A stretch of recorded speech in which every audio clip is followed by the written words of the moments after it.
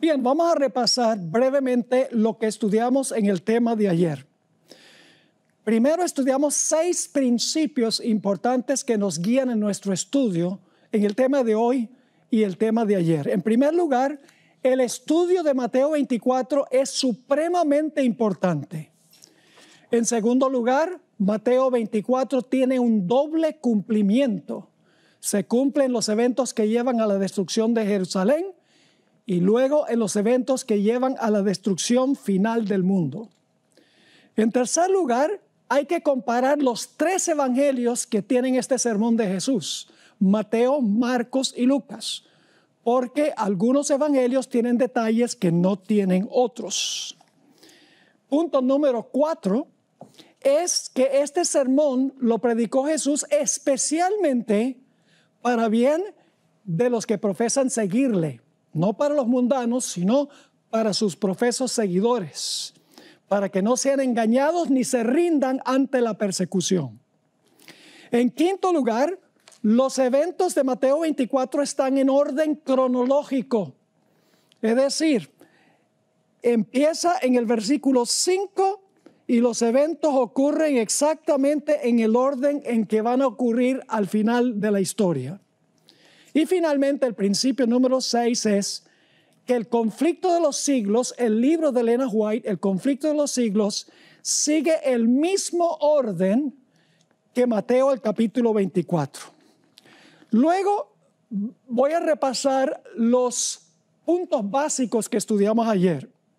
Vimos que va a haber guerras, rumores de guerras, nación contra nación, reino contra reino, pestilencias, hambres, terremotos y alborotos. Todas estas cosas tienen un propósito. Son causados por Satanás, porque él finalmente lo que quiere hacer es echarle la culpa a los fieles de Dios. Y eso lo encontramos en Mateo 24 y el versículo 9. Cuando venga esa persecución contra los fieles de Dios que están proclamando la verdad, y se les está echando la culpa a los fieles de Dios por lo que está pasando en el mundo, los fieles tendrán que comparecer ante reyes y gobernantes. Nos dimos cuenta también que durante ese tiempo los peores enemigos del pueblo de Dios serán amigos, familiares y parientes, créanlo o no. Este periodo es lo que se conoce como el pequeño tiempo de angustia o el tiempo de angustia previo. Vimos que cuando venga este conflicto, cuando venga esta persecución, muchos que parecen ser fieles van a apostatar de la fe, van a tropezar, va a haber un zarandeo entre el pueblo de Dios. Se van a levantar también falsos líderes religiosos. Se llaman falsos profetas, falsos pastores, que le van a decir a la gente que los que están causando los males en la sociedad son aquellos que son fieles a Dios. Nos dimos cuenta que también va a multiplicarse la maldad, la transgresión de la ley entre los que profesan ser pueblo de Dios, los que tienen apariencia de piedad. Y nos dimos cuenta, sin embargo, que a pesar de la mundanalidad, a pesar de la persecución, a pesar de las falsas enseñanzas, va a haber un grupo que va a perseverar hasta el fin y ese grupo será salvo. Y luego terminamos ayer en Mateo 24:14, donde habla de la proclamación del evangelio a todo el mundo y entonces vendrá el fin. Y esto está hablando del mensaje del primer ángel que va a toda nación, tribu, lengua y pueblo, llevando el evangelio. Y luego después de eso se ve a Cristo viniendo en una nube en Apocalipsis el capítulo 14 y el versículo 15. Así que vamos ahora a entrar en terreno nuevo, en terreno especial que vamos a estudiar el día de hoy. Vamos a Mateo, el capítulo 24 y el versículo 15 y 16. Todo lo que hemos dicho ocurre mientras que la puerta de la oportunidad está abierta. Es decir, la puerta de la gracia no se ha cerrado. todavía en todos los eventos que yo he repasado el día de hoy y que trazamos el día de ayer. Pero ahora llegamos a la gran prueba final. Se conoce como la abominación asoladora. Vamos a leer Mateo 24, 15 y 16.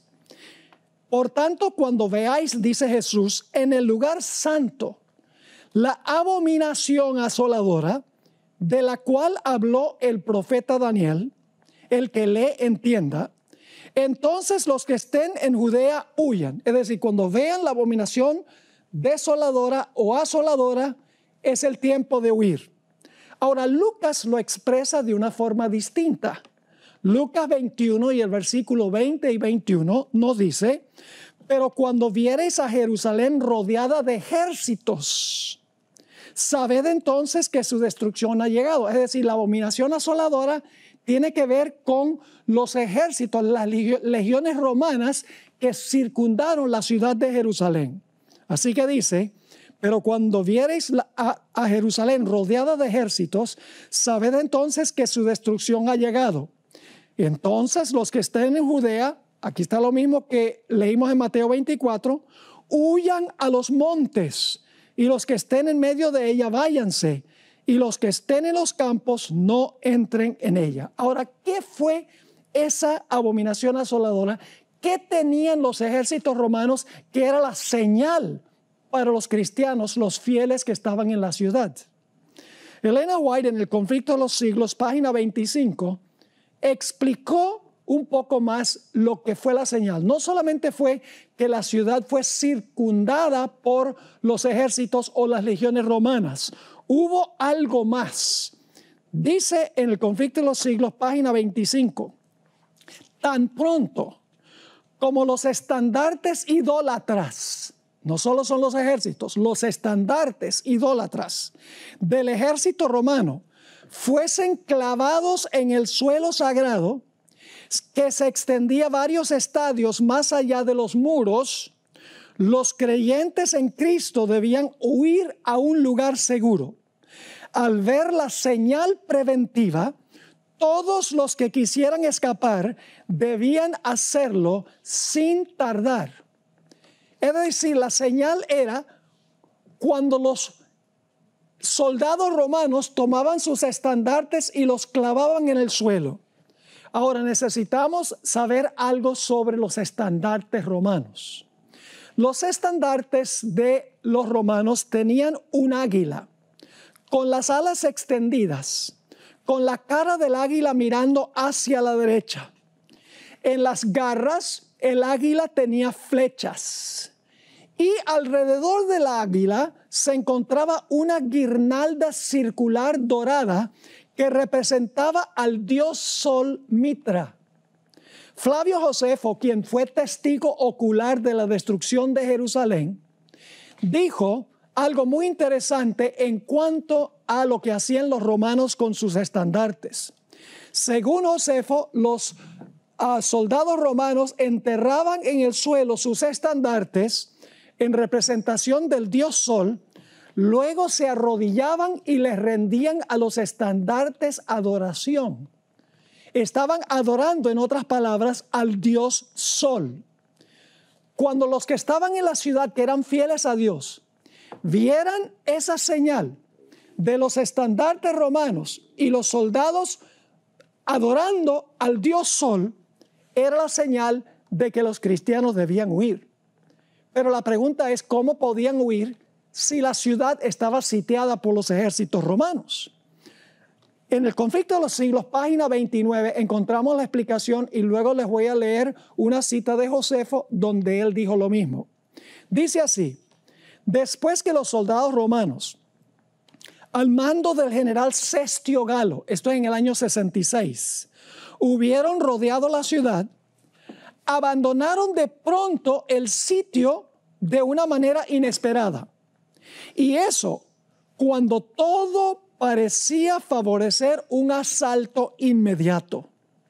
Perdida ya la esperanza de poder resistir el ataque, los sitiados estaban a punto de rendirse, es decir, los que estaban en la ciudad estaban a punto de rendirse. Cuando el general romano retiró sus fuerzas, sin motivo aparente para ello. Es decir, Sestio Galo con las legiones romanas se fue, cuando todo parecía que la ciudad iba a caer. Flavio Josefo escribió lo siguiente: sin haber recibido desgracia alguna y sin ninguna causa en absoluto, Sestio se retiró de la ciudad. Cuando Sestio se retiró, los judíos infieles que estaban en la ciudad dijeron: ve, los profetas nuestros tenían razón.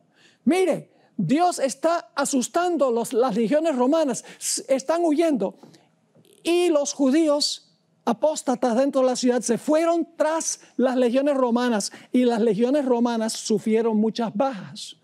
Pero mientras Sestio Galo se iba con las legiones romanas, los fieles cristianos que habían visto la señal huyeron de la ciudad, y no murió ni un solo cristiano en la destrucción de la ciudad de Jerusalén, porque habían visto la señal, los estandartes, cómo los soldados romanos se habían inclinado para adorar al dios Sol representado en el estandarte, y huyeron. Ahora, ¿qué tiene esto que ver con la segunda aplicación en el tiempo del fin? Ahora vamos a ver cómo se aplica esto al final de la historia, porque vimos que Mateo 24 tiene una doble aplicación. Yo tengo aquí en mi bolsillo un billete de $1.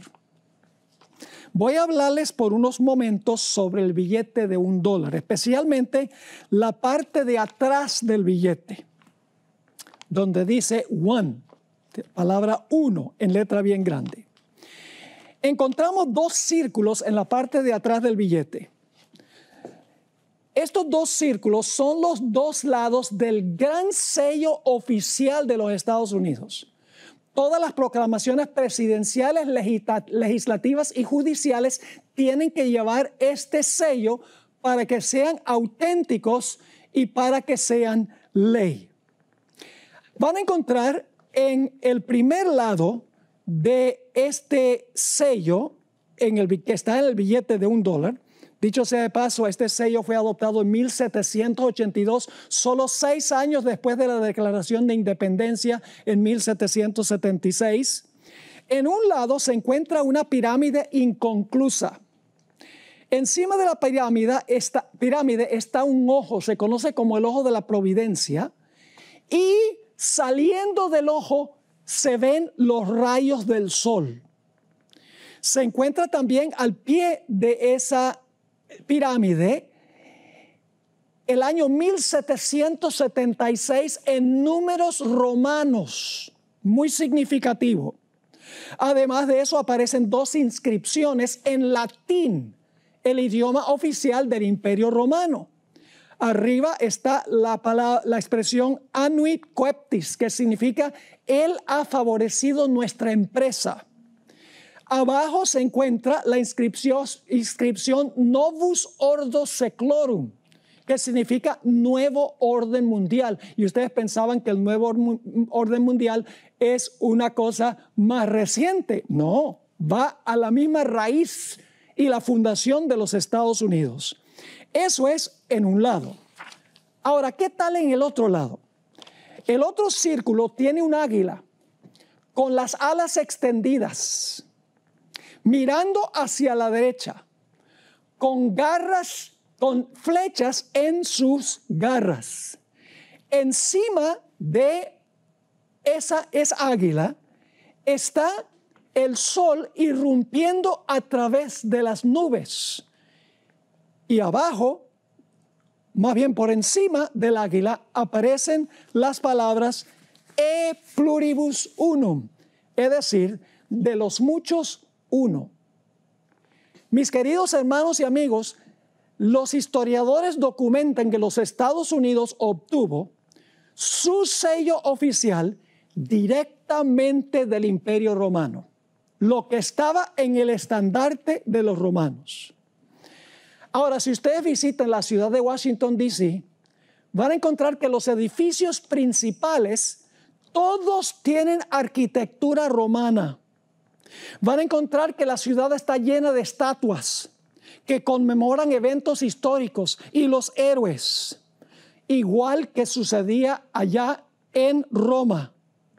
Además de eso, muchas de esas estatuas tienen fecha en números romanos.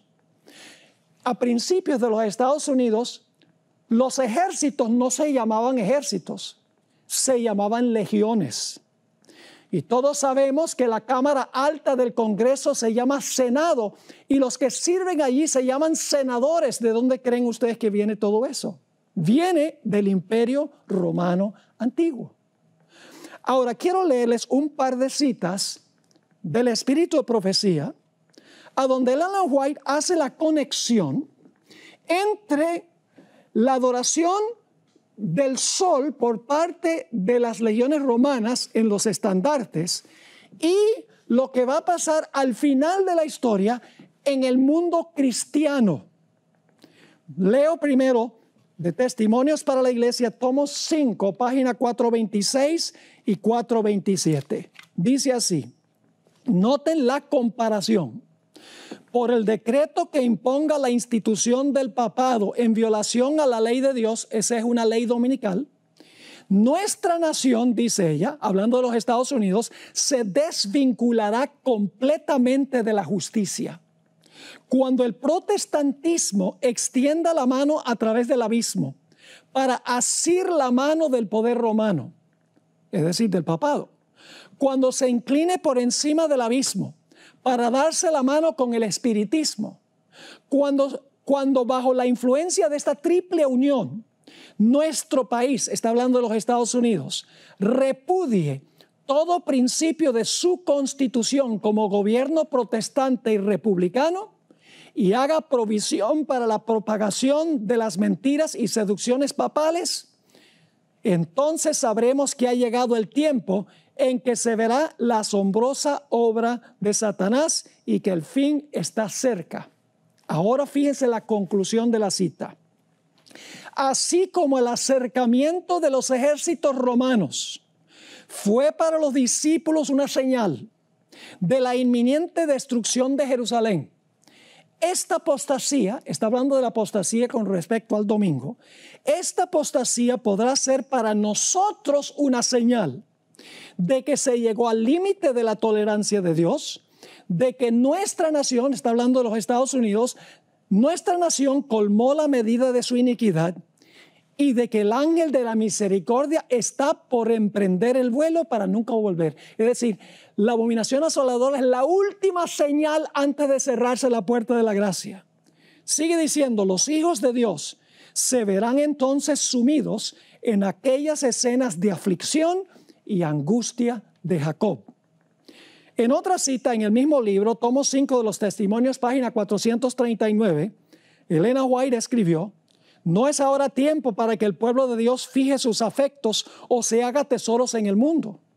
No está lejano el tiempo en que, como los primeros discípulos, seremos obligados a buscar refugio en lugares desolados y solitarios. Y ahora fíjense la comparación. Así como el sitio de Jerusalén por los ejércitos romanos fue la señal para que huyesen los cristianos de Judea, asimismo la asunción de poder por parte de nuestra nación, es decir, los Estados Unidos, con el decreto que imponga el día de descanso papal, será para nosotros una amonestación.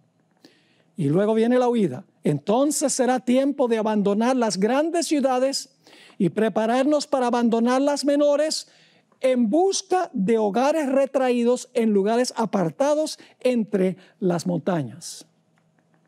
Todavía no se ha levantado en los Estados Unidos esta señal, pero la pandemia ha llevado a ministros protestantes y a sacerdotes católicos a abogar por una ley dominical para darle un descanso al medio ambiente y resolver el problema del cambio climático, para darle descanso a la familia, a los pobres y a los trabajadores. Tengo montones de artículos escritos en revistas y también escritos en libros donde están abogando por un día de descanso para bien del medio ambiente, la familia, los pobres y los trabajadores. Inclusive, el Papa Francisco ha abogado en favor de una ley dominical también por estas causas. Un ministro protestante, les doy un ejemplo, predicó un sermón titulado ¿Por qué Dios nos quitó el domingo? Porque aquí las iglesias no se pueden reunir por el asunto de la pandemia. Es decir, este pastor dice, Dios nos quitó el domingo, el derecho de ir a la iglesia el domingo, porque nosotros no hemos estado guardando el domingo como debe ser. Pero mis queridos amigos, la Biblia nos dice que las cosas van a ir de mal en peor. Eso lo estudiamos ayer. Y cuando ya el mundo se vea en un callejón sin salida, se va a establecer una ley dominical, porque se va a decir, estos desastres están viniendo porque no hemos guardado el santo día de reposo, el domingo, que no es santo, ni debe ser día de reposo. Es el primer día de la semana, un día de trabajo, según la Biblia. Ahora, déjeme explicar. Hay miles de personas en todas las iglesias que aman al Señor y les sirven de todo corazón, que desconocen lo que yo estoy presentando acá. A nosotros nos incumbe saber esto, aun cuando nosotros digamos, no puede ser, esto no puede ser, si pertenece a una iglesia a donde se observa el domingo. Yo sencillamente les digo lo que dijo Jesús a sus discípulos, se los he dicho antes, para que cuando venga, crean. Ahora, en la Biblia, la idolatría se identifica como la abominación. Noten, por ejemplo, Deuteronomio 7, 25 y 26. Deuteronomio 7, 25 y 26. Aquí Dios está hablando al pueblo de Israel. Las esculturas de sus dioses, es decir, de los paganos, quemarás en el fuego. No codiciarás plata ni oro de ellas para tomarlo para ti, para que no tropieces en ello, pues es abominación a Jehová tu Dios. Los ídolos de los paganos eran abominación. Y no traerás cosa abominable a tu casa, para que no seas anatema. Del todo la aborrecerás y la abominarás, porque es anatema. Ahora escuchen bien. En la época de Constantino, en el siglo IV, la iglesia adoptó los objetos de culto de los paganos. Los paganos paganizaron a la iglesia, más bien que la iglesia cristianizara a los paganos. Entre ellos, entre los objetos que la iglesia adoptó de los paganos, está una estatua del dios Júpiter. Se encuentra hoy en la Basílica de San Pedro. La gente pasa por allí, yo creo que ahora no, porque ya se le está acabando el dedo gordo de un pie de tantos besos que le han dado, pero la gente venera esa estatua de Júpiter y dicen, ya no es de Júpiter, es del apóstol San Pedro. Ahora escuchen lo que voy a decir. La iglesia también adoptó el día domingo, el día del sol, como el día de descanso. No hay diferencia entre venerar los objetos de los paganos y venerar el día de los paganos. Por esto, repetidas veces, Elena White se refirió a la observancia del día del sol como idolatría o como una abominación. Ahora, alguien podría decir, pastor, no es lo mismo adorar al sol que adorar en el día del sol. Bueno, déjeme formularle algunas preguntas. Yo pregunto, ¿por qué hizo Dios el sol? Yo pregunto, ¿el sol es un objeto de culto? No, el sol es un objeto secular. Ahora, ¿qué pasa si nosotros convertimos al sol en un objeto de culto? ¿Eso se llama qué? Idolatría. Ahora yo pregunto, ¿quién hizo el domingo? Dios hizo el domingo. ¿Lo hizo para la adoración? No. ¿Qué pasa si nosotros lo convertimos en un día de adoración si Dios no lo hizo un día de adoración? Es idolatría. No importa que nosotros veneremos a un objeto como el sol, como objeto de adoración, o un día que Dios no estableció para la adoración. El principio es el mismo, es idolatría. Permítame leerles algunas citas del Espíritu de Profecía donde la hermana White dice que la observancia del día del sol, que llamamos domingo, es idolatría. En Testimonios para la Iglesia, página 170, ella escribió: se requerirá gran cuidado y sabiduría en la presentación de la verdad del sábado. Se necesitará una gran medida de la gracia y el poder de Dios para derribar el ídolo que se ha erigido en forma de un falso sábado. Es decir, el domingo es un ídolo que se ha erigido en la forma de un falso sábado. Aquí hay otra cita. Satanás ha llevado cautivo al mundo. Ha introducido un sábado ídolo, dándole aparentemente gran importancia. Ha robado la lealtad del mundo cristiano, del sábado del Señor a este sábado ídolo. El mundo se inclina a una tradición, un mandamiento creado por los hombres. Por eso es idolatría, porque la observancia del domingo como día santo es idolatría, porque es un día que establecieron los hombres para la adoración y no Dios. Y luego Elena White compara con Nabucodonosor. Así como Nabucodonosor se exaltó al levantar su imagen de oro en el valle de Dura, Satanás se exalta a sí mismo por medio de este falso sábado que ha robado del patrimonio celestial. Y luego compara nuevamente la observancia del domingo con la ofrenda de Caín. Dice así en la revista Signs of the Times, marzo 21, 1900. Al igual que Caín, los hombres de hoy están violando un claro así dice Jehová. Dios ha santificado y bendecido el séptimo día. Requiere que todos lo santifiquen como memorial de la creación. Sin embargo, el archiengañador ha inspirado a los hombres para que levanten un día de reposo rival que Dios considera igual que la ofrenda de Caín. Así como Caín, aquellos que adoran este ídolo se ofenden porque el pueblo escogido de Dios prefiere guardar el día que Dios ha especificado en su ley, más bien que un día de reposo de creación humana. Procuran obligar a sus semejantes a adorar este ídolo. Fíjense, esta vez llama el domingo el ídolo, porque los seres humanos han creado este día como un día de adoración. Por eso es un ídolo. No importa que es un día o un obeto, igual, idolatría. Y luego habla otra vez de Nabucodonosor. Así hizo Nabucodonosor cuando colocó su imagen de oro en el valle de Dura. Y en su soberbia y exaltación propia, procuró obligar a todos que se inclinaran ante ella. Así como Caín echó a un lado el santo mandamiento de Dios y ofreció un sacrificio de su propia elección, los hombres han echado a un lado el santo sábado y han exaltado un día que ellos han creado. Y así como Caín se llenó de amargura contra Abel, ellos se llenan de amargura contra aquellos que por su observancia del sábado hacen ver mal la adoración de un día que carece de un mandato divino. Aquí hay otra, la Review and Herald, diciembre 20, 1898.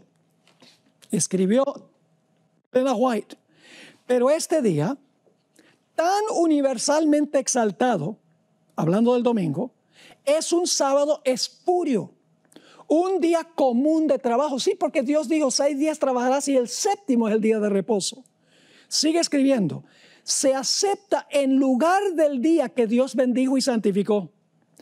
Pero el seguro resultado de este curso de acción se deja ver en el castigo que recayó sobre Nadab y Abiú, los hijos de Aarón. Para los que desconocen esta historia, Dios le había dicho a los sacerdotes que cuando ofrecieran fuego con el incienso, sacaran el fuego del altar del sacrificio, porque ese fuego era santo. Dios lo había llovido sobre el altar.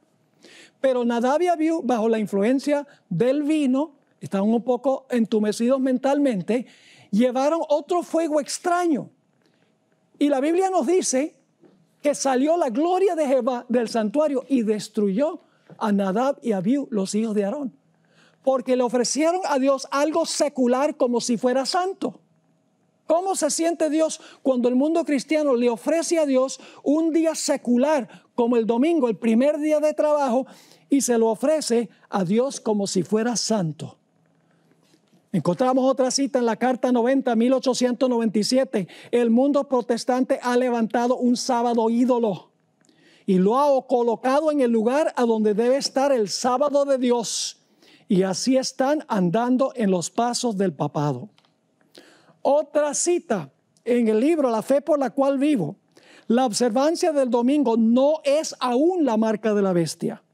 Y no lo será hasta que se emita el decreto que obligue a los seres humanos a adorar este sábado ídolo. Ahora, déjeme leer una última cita. Voy a pasar por alto la siguiente cita y voy a leer la última cita que se encuentra en un documento que se llama Manuscript Releases, tomo 19, página 244. Entre los cristianos profesos hay idólatras, hombres y mujeres que no llevan el sello de Dios. Muchos han subvertido a la fe cristiana, convirtiéndola en idolatría, porque le dan a una institución de creación humana la gloria y el honor que Dios requiere para su día de sábado, y obligando a otros a adorar este ídolo. Dios visitará a los tales con juicios retributivos que derramará sin mezcla de misericordia sobre los inconversos que aborrecen la ley de Dios. Mis hermanos y hermanas, Dios ha dado una señal de que Él es el verdadero Dios, el Dios que nos santifica. Ezequiel, el capítulo 20 y el versículo 12 y el versículo 20 nos dice cuál es la señal de Dios, de que Él es el verdadero Dios. Dice en el versículo 12, aquí está hablando Dios: les di también mis sábados para que fuesen por señal entre mí y ellos, para que supiesen que yo soy Jehová que los santifico. Y el versículo 20, y santificad mis sábados, no el sábado de los judíos. Dios dice, santificad mis sábados, y sean otra vez por señal entre mí y vosotros, para que sepáis que yo soy Jehová, vuestro Dios. Ahora escuchen bien. Si la marca o la señal del verdadero Dios es el sábado, el séptimo día, entonces la marca o la señal de la bestia tiene que ser otro día rival. Tiene que ser otro día de la semana creado por los hombres como día de adoración. Ahora, permítame mencionar algo que no lo digo con la intención de ofender a nadie. Indudablemente hay personas que son católicas y protestantes que están observando esta presentación. No estoy criticándole a usted personalmente. Estamos hablando de posiciones que tienen iglesias y los líderes religiosos en esas iglesias. ¿De dónde vino la observancia del domingo? ¿Y por qué los protestantes guardan el domingo? Vamos a ver lo que dice la Iglesia Católica en cuanto al domingo. La Iglesia Católica dice, nosotros cambiamos el día. Inclusive dice, no hay autoridad bíblica para hacerlo, pero la Iglesia lo hizo. Voy a leerles algunas citas ahora de autores católicos. Noten la primera cita. Estos son líderes de la Iglesia Católica. Fue por la autoridad de Jesucristo que la Iglesia Católica transfirió este reposo al domingo para conmemorar la resurrección de nuestro Señor. Ahora escuchen bien. De modo que cuando los protestantes guardan el domingo, aun cuando no quieran admitirlo, le están rindiendo homenaje a la autoridad de la Iglesia Católica. Es decir, los protestantes no guardan el domingo porque la Biblia dice guarda el domingo. Lo están guardando porque la Iglesia romana introdujo el domingo. Por más de 1000 años la Iglesia guardó el domingo. Los protestantes no pudieron zafarse de la observancia del domingo. Aquí está otra cita. Una palabra en cuanto al domingo. Esta cita viene de un libro que se llama El Catecismo Sencillamente Explicado. Una palabra en cuanto al domingo. Dios dijo, acuérdate de santificar el día sábado. El día de reposo era el sábado, no el domingo, dice este escritor católico. ¿Por qué entonces santificamos el domingo en vez del sábado? Ahora escuchen la respuesta. La Iglesia alteró la observancia del sábado a la observancia del domingo. Los protestantes que profesan regirse por la Biblia y la Biblia sola, y que no creen nada al menos que esté en la Biblia, deben estar medio perplejos al observar el domingo cuando dijo Dios distintamente: santificarás el sábado. La palabra domingo no aparece en ninguna parte de la Biblia y por lo tanto los protestantes están obedeciendo la autoridad de la Iglesia Católica. Ahora viene la cita más importante de todas, escrita por John O'Brien, quien por muchos años enseñó en la Universidad de Notre Dame, aquí en los Estados Unidos. Escribió un libro muy famoso, La Fe de Millones, y escribió lo siguiente: siendo que el sábado y no el domingo se especifica en la Biblia, ¿no es curioso que los que no son católicos y quienes profesan tomar su religión directamente de la Biblia y no de la iglesia, observen el domingo en lugar del sábado? Sí, claro que son inconsistentes, pero este cambio se hizo unos 15 siglos antes que naciera el protestantismo, y para ese tiempo la costumbre se observaba ya universalmente. Los protestantes han continuado la costumbre, aun cuando se basa en la autoridad de la Iglesia Católica y no sobre un texto explícito de la Biblia. Dicha observancia permanece como un recordativo de la Iglesia Madre. Los protestantes, al guardar el domingo, tienen un recordativo de la Iglesia Madre de donde salieron. Así que dice: dicha observancia permanece como un recordativo de la Iglesia Madre, de donde se separaron las sectas no católicas. Es como un niño que se fuga de casa, pero aún lleva consigo en el bolsillo una foto de su madre o una trenza de su cabello. Y por eso la Biblia dice que las sectas protestantes volverán a la madre antes que lleguemos al final de la historia. Una cita más, esta es extraordinaria. La Santa Iglesia Católica fue la que cambió el día de reposo del sábado al domingo, primer día de la semana. Y no solo obligó a todos a guardar el domingo, sino que urgió a todos a que trabajaran el séptimo día a riesgo de un anatema. Los protestantes profesan reverenciar la Biblia, mas, sin embargo, por su acto solemne de guardar el domingo, reconocen el poder de la Iglesia Católica. La Biblia dice: acuérdate del sábado para santificarlo. Pero la Iglesia Católica dice: no, guarda el primer día de la semana. Y he aquí, todo el mundo civilizado se inclina en obediente reverencia al mandato de la Santa Iglesia Católica. Citas muy dicientes. Ahora, el sábado y el domingo son dos días opuestos. El sábado es el séptimo y el domingo es el primero. Una gran separación entre los dos. Dicho sea de paso, ¿saben ustedes que generalmente la falsificación de algo viene después de lo genuino, en tiempo? Y ustedes dicen: ¿qué tiene eso que ver con lo que estamos hablando? Les explico. ¿Cuál fue el día que estableció Dios originalmente antes del pecado como día de reposo? En Génesis, el capítulo 2, dice que Dios santificó y bendijo el sábado. Yo pregunto, ¿creen ustedes que más adelante en la historia Satanás va a implementar un día rival a ese? ¿Cómo no? Y fíjense que la falsificación viene generalmente en el tiempo después de lo genuino.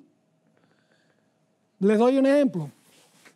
Supongamos que hay un billete que hacen los falsificados, que hace el gobierno, un billete de $5, digamos.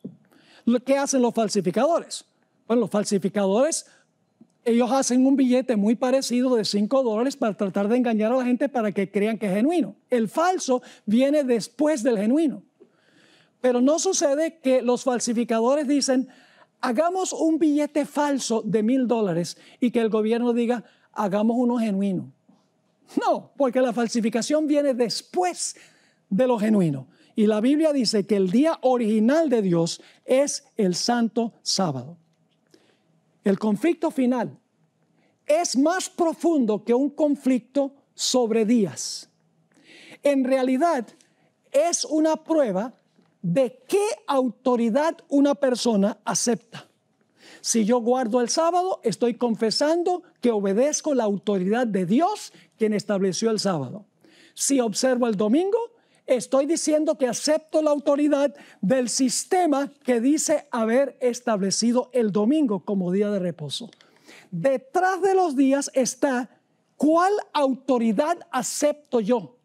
¿La del Creador y su sábado o la del papado y el domingo? Día establecido por los seres humanos. Así que la abominación asoladora, al final de la historia, es cuando se imponga el día del sol, que será la gran prueba final para el mundo. Cuando se vea esa señal, se va a dividir el mundo en dos grupos, como sucedió con Jerusalén con los estandartes romanos. Los apóstatas quedaron y los fieles salieron. De la misma manera, al final de la historia, los apóstatas van a quedar y los fieles van a salir de Babilonia, como dice en Apocalipsis el capítulo 14 y también el capítulo 18. Ahora, después que la abominación asoladora, el día de reposo, el conflicto sobre el día de reposo, haya dividido a la raza humana en dos grupos, entonces el pueblo de Dios tendrá que huir, porque sufrirán gran oposición. Vamos a notar Mateo 24 y el versículo 16 al 19. Mateo 24, 16 al 19, donde habla de la huida después que se ve la señal. Dice allí: entonces los que estén en Judea huyan a los montes. El que esté en la azotea no descienda para tomar algo de su casa, y el que esté en el campo no vuelva atrás para tomar su capa. Es decir, dejen todo atrás. Mas ay de las que estén encintas y de las que críen en aquellos días, porque va a ser muy difícil, dificilísimo si una mujer está embarazada y tiene que huir, o si está criando niños pequeños y tiene que huir también. Lucas 17, 31 y 32 agrega un detalle que no está en Mateo. Dice: en aquel día el que esté en la azotea y sus bienes en casa, no descienda a tomarlos. Y el que en el campo, asimismo no vuelva atrás. Acordaos de la mujer de Lot. La mujer de Lot salió de Sodoma, pero Sodoma no había salido de ella. ¿Será que hay muchos cristianos que dicen que han salido del mundo, pero el mundo no ha salido de ellos? ¿Será que estamos aferrados a nuestras casas y nuestros carros y nuestro dinero y nuestra jubilación y todos los bienes materiales que tenemos? Que cuando venga este momento, vamos a decir como la esposa de Lot: ay, yo no puedo dejar todo esto atrás. Por eso el Señor Jesucristo dijo: acordaos de la mujer de Lot. Y ahora quiero que noten un detalle muy interesante en el versículo 20 de Mateo 24, porque leímos los versículos 16 al 19, donde dice: los que están en Judea huyan, no vuelvan a tomar nada de su casa, acuérdense de la mujer de Lot. Y fíjense que todos los que van a huir guardarán el sábado. Porque dice en Mateo 24, 20, Jesús a sus fieles: orad pues, que vuestra huida no sea en invierno ni en sábado. Es decir, los fieles que van a huir son observadores del sábado, según Mateo, el capítulo 24 y el versículo 20. Y cuando el pueblo de Dios huya, ya la puerta de la gracia se ha cerrado y vendrá la gran tribulación. Recuerden que en Mateo 24, 9 dice que habrá una tribulación. Es el tiempo de angustia previo. Pero en Mateo 24, 21 dice gran tribulación, después de cerrarse la puerta de la gracia. Dice ahí en Mateo 24, 21 y 22, porque habrá entonces gran tribulación, cual no la ha habido desde el principio del mundo hasta ahora ni la habrá.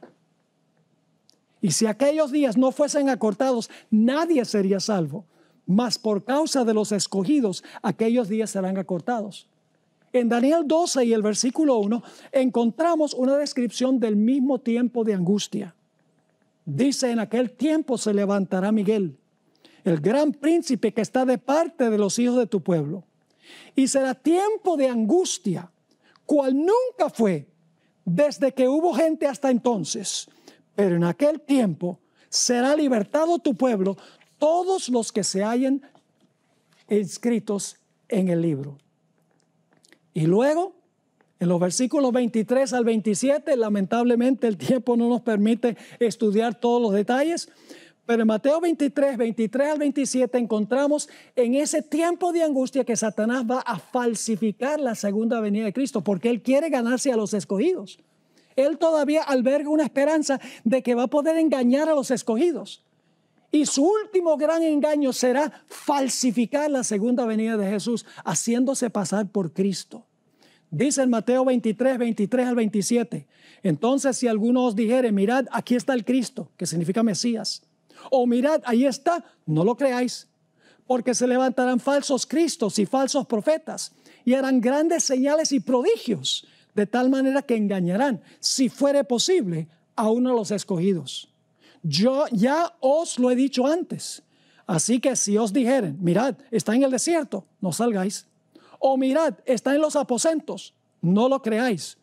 Porque como el relámpago sale del oriente y se muestra hasta el occidente, es decir, todo el mundo lo ve, así será también la venida del Hijo del Hombre. Porque donde quiera que estuviera el cuerpo muerto, allí se juntarán las águilas. Muy interesante ese versículo. Ojalá tuviera 10 minutos para exponerle ese versículo que habla de las águilas. Las águilas de los estandartes romanos y el águila de los Estados Unidos al final de la historia trae la destrucción. Elena White describió de una forma espectacular esta falsificación de la segunda venida. Y voy a leer rápido. Conflicto de los siglos, página 608 y 609. El acto capital que coronará el gran drama del engaño será que el mismo Satanás se hará pasar por el Cristo. Hace mucho que la iglesia profesa esperar el advenimiento del Salvador como consumación de sus esperanzas. Pues bien, el gran engañador simulará que Cristo habrá venido. En varias partes, aquí está la clave, en varias partes de la tierra, Satanás se manifestará a los hombres como un ser majestuoso, de un brillo deslumbrador, parecido, dice esto, a la descripción que del Hijo de Dios da San Juan en el Apocalipsis. Le va a brillar el rostro como el sol, como dice en Apocalipsis 1. La gloria que le rodee superará cuanto hayan visto los ojos de los mortales. El grito de triunfo repercutirá por los aires. Cristo ha venido, Cristo ha venido. El pueblo se postrará en adoración ante él, mientras levanta sus manos y pronuncia una bendición sobre ellos, así como Cristo bendecía a sus discípulos cuando estaba en la tierra.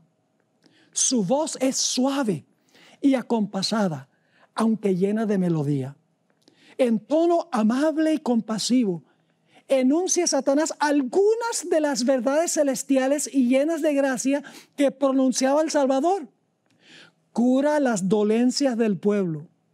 Y luego, en su fementido carácter de Cristo, asegura haber cambiado el día de reposo del sábado al domingo y manda a todos que santifiquen el día bendecido por él. Declara que aquellos que persisten en santificar el séptimo día blasfeman su nombre, porque se niegan a oír a sus ángeles, que les fueron enviados con la luz de la verdad. Es el engaño más poderoso y resulta casi irresistible. Ahora, ¿por qué no será engañado el pueblo de Dios? Muy sencillo. Sigue la cita. Pero el pueblo de Dios no se extraviará. Primero, las enseñanzas del falso Cristo no están de acuerdo con las Sagradas Escrituras. La Biblia dice sábado, Satanás va a decir domingo. Es decir, tenemos que atenernos por lo que dice la Biblia, no por lo que dicen los ojos y los oídos y las emociones, solo lo que dice la palabra de Dios. Sigue la cita. Las enseñanzas del falso Cristo no están de acuerdo con las Sagradas Escrituras. Su bendición va dirigida a los que adoran a la bestia y su imagen. Precisamente aquellos sobre quienes dice la Biblia que la ira de Dios será derramada sin mezcla. Hay una segunda razón por la cual el pueblo de Dios no será engañado. Además, no se le permitirá a Satanás contrahacer la manera en que vendrá Jesús. Es decir, no va a poder verse como un relámpago que refulge del oriente hasta el occidente. No. Él se va a aparecer en diferentes partes del mundo, caminando en la tierra, Pero cuando Cristo venga, vamos a encontrar que Cristo no va a tocar la tierra. Sigue diciendo, además no se le permitirá a Satanás contrahacer la manera en que vendrá Jesús. El Salvador previno a su pueblo contra este engaño y predijo claramente cómo será su segundo advenimiento. Y ahora cita Elena White, Mateo 24, porque se levantarán falsos cristos y falsos profetas y darán señales grandes y prodigios, de tal manera que engañarán, si es posible, aún a los escogidos. Así que, si os dijeren, he aquí en el desierto está, no salgáis, he aquí en las cámaras, no creáis, porque como el relámpago que sale del oriente y se muestra hasta el occidente, así será también la venida del Hijo del Hombre. Y luego comenta Elena White, no se puede remedar semejante aparición. Todos la conocerán y el mundo entero la presenciará. Y luego habrá señales en los cielos, en el sol, la luna y las estrellas, anunciando que Cristo está comenzando su segunda venida. Dice Mateo 24, 29, e inmediatamente después de la tribulación de aquellos días, el sol se oscurecerá y la luna no dará su resplandor, y las estrellas caerán del cielo y las potencias de los cielos serán conmovidas. ¿Qué son las potencias de los cielos que van a ser conmovidas? Bueno, Dios colocó el sol para que gobernara el día y colocó la luna para que gobernara la noche, según Génesis 1 y el versículo 16. Ahora voy a leerles una cita en Primeros Escritos, página 41. El 16 de diciembre de 1848, el Señor me dio una visión de la conmoción de las potestades del cielo. Vi que cuando el Señor dijo cielo, al anunciar las señales indicadas por Mateo, Marcos y Lucas, quería decir el cielo. Y cuando dijo tierra, se refería a la tierra. Ahora ella explica, las potestades del cielo son el sol, la luna y las estrellas. Gobiernan en los cielos. Eso dice, Dios creó el sol para gobernar en el día y la luna para gobernar en la noche. Gobiernan en los cielos. Las potestades terrenas son las que gobiernan en la tierra, es decir, los magistrados, los gobernantes. Ahora fíjense cuándo van a ser estas señales. Las potestades del cielo se conmoverán a la voz de Dios. Es decir, el sol, la luna y las estrellas se van a conmover cuando Dios deje oír su voz, cuando Cristo está comenzando su segunda venida. Entonces el sol, la luna y las estrellas se moverán de sus lugares. No dejarán de existir, sino que serán sacudidos por la voz de Dios. Y entonces se verá la señal del Hijo del Hombre en el cielo. Dice en el versículo 30 de Mateo 24, entonces aparecerá la señal del Hijo del Hombre en el cielo. Y entonces lamentarán todas las tribus de la tierra. Pueden leer una ampliación de esto en Apocalipsis 6, 14 al 16. Así que dice, entonces aparecerá la señal del Hijo del Hombre en el cielo. Y entonces lamentarán todas las tribus de la tierra y verán al Hijo del Hombre viniendo sobre las nubes del cielo con poder y gran gloria. Elena White en El conflicto de los siglos, página 624, describió esta señal del Hijo del Hombre. Dice allí, pronto aparece en el oriente una pequeña nube negra, de un tamaño como la mitad de la palma de la mano. Es la nube que envuelve al Salvador y que a la distancia parece rodeada de oscuridad. El pueblo de Dios sabe que es la señal del Hijo del Hombre. En silencio solemne la contemplan mientras va acercándose a la tierra, volviéndose más luminosa y más gloriosa hasta convertirse en una gran nube blanca, cuya base es como fuego consumidor y sobre ella el arco iris del pacto. Jesús marcha al frente como un gran conquistador. Así que empieza una nubecilla pequeña en el cielo, en el oriente, que se va acercando y se torna una nube blanca, que en realidad son los ángeles que acompañan a Jesús. Y luego Jesús va a mandar a los ángeles para que recojan a los fieles. Para, en primer lugar, la resurrección de los justos, para unirse con los santos que están vivos, para luego entonces ser arrebatados en las nubes al cielo. Dice en Mateo 24, 31, y enviará a sus ángeles. Noten que Jesús no llega a la tierra a buscar a sus escogidos. No. Él va a estar en el cielo, dice, enviará a sus ángeles con gran voz de trompeta y juntarán a sus escogidos de los 4 vientos, es decir, de los 4 ángulos de la tierra, de todo el globo, desde un extremo del cielo hasta el otro. Primera de Tesalonicenses 4, 15 al 17 describe este momento glorioso, el clímax de Mateo 24. Dice allí, por lo cual os decimos esto en palabra del Señor, que nosotros que vivimos, que habremos quedado hasta la venida del Señor, no precederemos a los que durmieron. Porque el Señor mismo con voz de mando, con voz de arcángel y con trompeta de Dios descenderá del cielo. Y los muertos en Cristo resucitarán primero. Luego nosotros los que vivimos, los que hayamos quedado, es decir, va a haber 2 grupos, los que mueren y van a resucitar y los que están vivos hasta que Jesús venga. Dice, luego nosotros los que vivimos, los que hayamos quedado, seremos arrebatados juntamente con ellos en las nubes para recibir al Señor en el aire y así estaremos siempre con el Señor. Noten que Jesús no toca la tierra. Dice, seremos arrebatados con ellos en las nubes para encontrarnos con el Señor en el aire. Por eso los fieles no serán engañados por la falsificación de la segunda venida de Cristo. Así que la pregunta clave es, ¿en cuál grupo vas a estar tú? ¿Estás dispuesto, estás dispuesta de entregarlo todo para ser fiel a Jesús? Para decir, cuando veas a Jesús, la señal del Hijo del Hombre, he aquí, este es nuestro Dios, le hemos esperado y Él nos salvará. ¿O vas a estar entre ese grupo que va a clamar que las rocas caigan sobre ellos y se van a esconder en las cuevas de la tierra para no ver el rostro de Jesús? Yo oro a Dios que hagas la elección correcta en este asunto.